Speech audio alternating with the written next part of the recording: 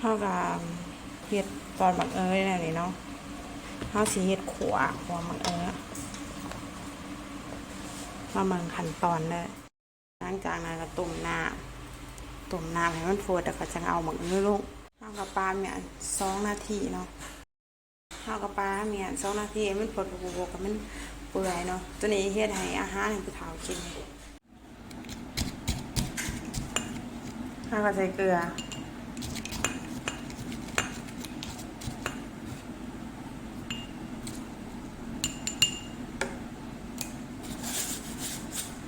ใส่กระเนาะเอาไป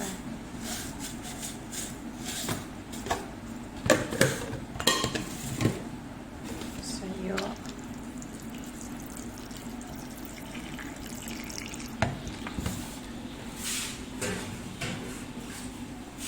ผสมน้ำ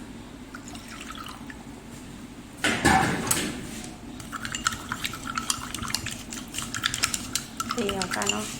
แล้วป้าอย่างนี้ถาตัวนี้มันสุกแล้วเราก็จังขวา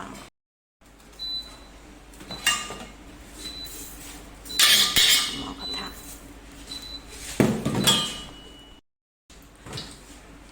กระใส่น้ำมันเนาะ